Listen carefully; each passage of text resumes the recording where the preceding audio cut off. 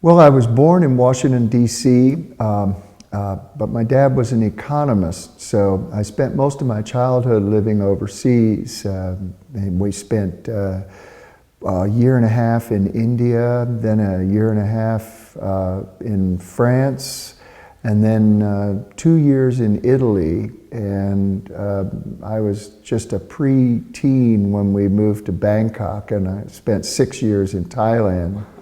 And then came back to the States, and of course had a whole culture shock thing of getting used to life in America. We lived in the DC area again in Bethesda, Maryland after we got back. And I went to high school there and then studied at the Maryland Institute College of Art, which is in Baltimore. And from there, I went to Philadelphia to University of Pennsylvania Graduate School, where I studied with Neil Welliver, Alex Katz, Elaine de Kooning, James Brooks. There was a huge list of visiting critics there. Paul George's. It was really, really a great education. You know, as regards my artwork, it's the light that I really love here. The light is so clear, oftentimes on the East Coast, owing to like a lot of humidity in the air during the summertime, things like that. Sometimes it's really hard to define what a color is because of the atmosphere being so thick. And when I was out here, everything was just so clear cut. I felt like, gosh, it's kind of like that Doors song, you know, the West is the best, get here and we'll do the rest, you know. And so we moved here in '75 with it, you know, our 2 sons at the time, and all we could carry in a '69 Plymouth Satellite wagon, kind of like the Okies, and drove out and settled in and been here ever since. Kenneth Baker had a review recently of a couple of artists in San Francisco whose work was, they were working from photo imagery, and he was saying that even with the best of photorealist painters, or photo-dependent painters, there's a kind of a mistrust that people feel somehow this is not the traditional way of doing things, and it's somehow, you know, not acceptable to do that, and they're suspicious of it. But I would point out, for instance, with myself, that I'm painting from photographs that I shot, and I shot for reasons that have to do with what I see in terms of making paintings. And these are the very same things that I would have painted on site if I were setting up my gear to paint there. But I find that by having a photograph that I can work on a larger scale and go into in more depth in terms of just the process of making a painting, the way I layer colors, these kind of things, that it gives me a much greater range of satisfying experiences making a painting than just being limited to the one painting per day kind of plein air routine. One of the really important things in the gouache paintings that I was taking up to larger scale was the drawing was very important in making the gouaches. I did these really delicate little contour line drawings with pencil and then kind of colored them in.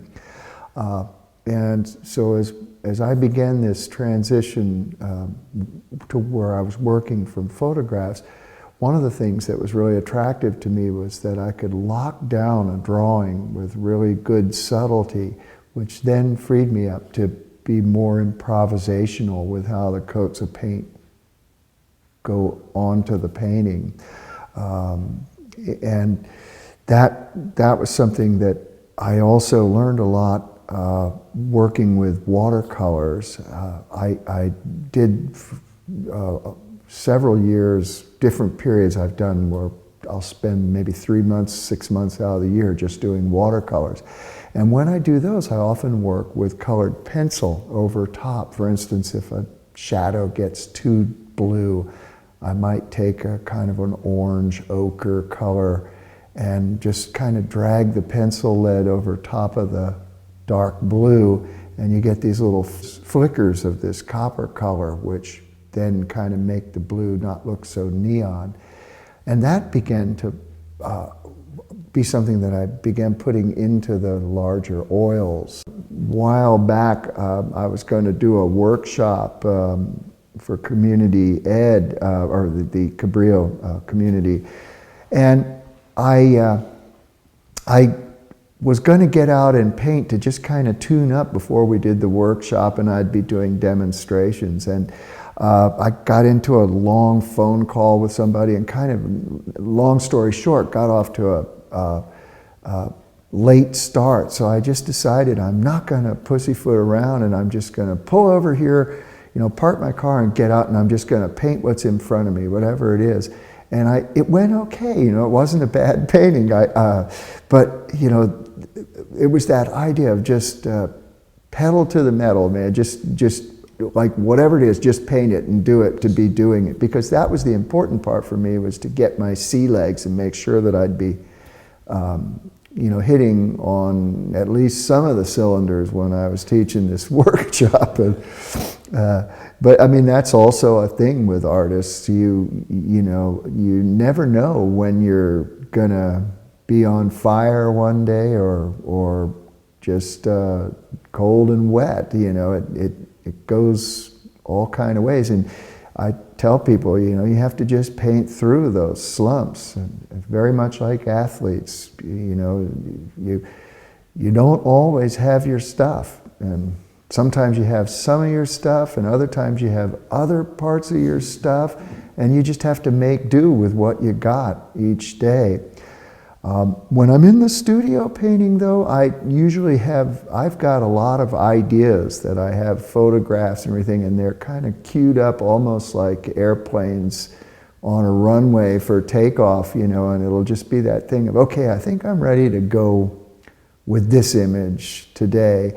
And I'll look at images and kind of, sometimes it's one I think I'm going to go with, but when I actually look at it today, I'm thinking, no, okay, here's what I'm going to do, But it's usually images that I have kind of already crystallized in my mind that I think are going to make a cool painting. I find a lot of the time with these paintings, when I'm nearing the final stages of closing the deal, as it were, with the painting, that often is what'll happen is it'll trigger a more vivid memory still of just a moment, or even sometimes a thought that ran through my head when I was walking on those mountain trails or out near those bluffs. And so there is this memory thing of, oh yeah, that's right, the light was doing this. That was deep down why I shot this photo, And I also have a lot of photos I shoot that don't work out because, the vagaries of cameras and such, that when I get back and look at my images, it was unable to capture what it was that I found intriguing as a potential painting. So I would say that, again, that it's really important that these images are ones that I shot for specific purposes of making paintings from. So it's not copying a photograph, as people say.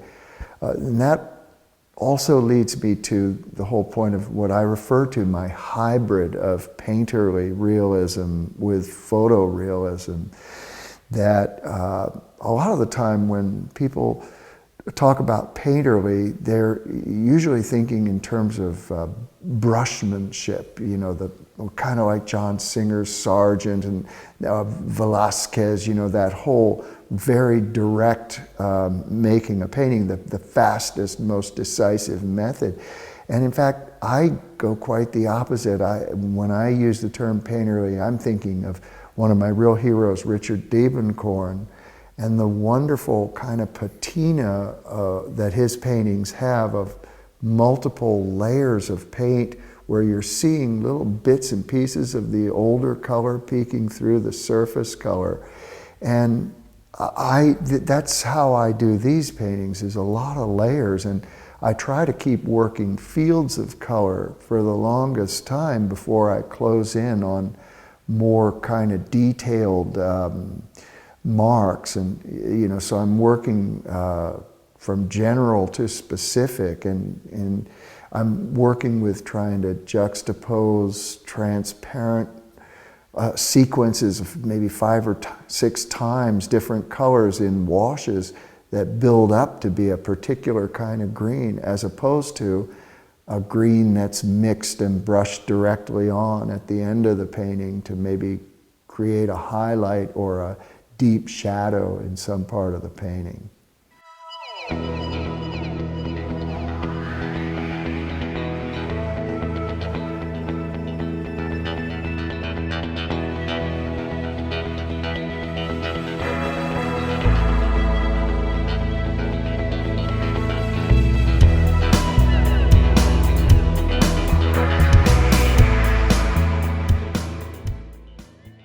So these figurative things began as on-site paintings, and I was working in particular one day down at the Steamer Lane, and there was an event, I'm forgetting the name, it was a surf shop challenge anyway, but I was really taken by the surfers that were in that event. I mean, in addition to the bright colors of their surfboards, a lot of them were wearing kind of fancy wetsuits, and there were these wonderful kind of pop-up tents with logos on them, so I wanted to paint that.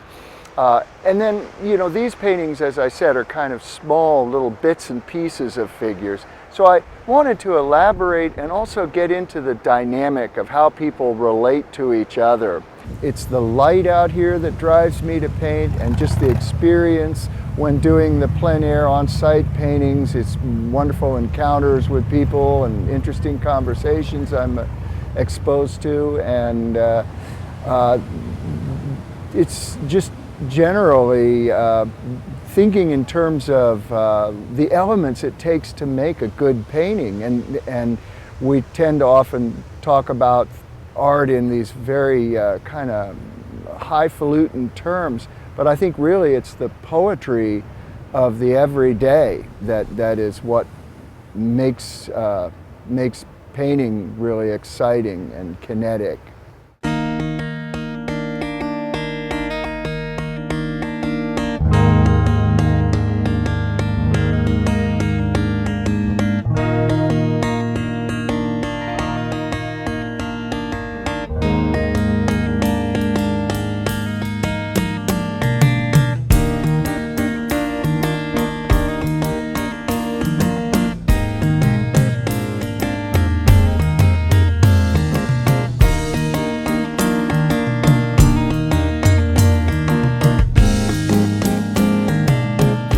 I just really appreciate and love the fact that I live here in Santa Cruz, and I live just a few blocks away from West Cliff. I come down here nearly every day of the week and always get my battery recharged.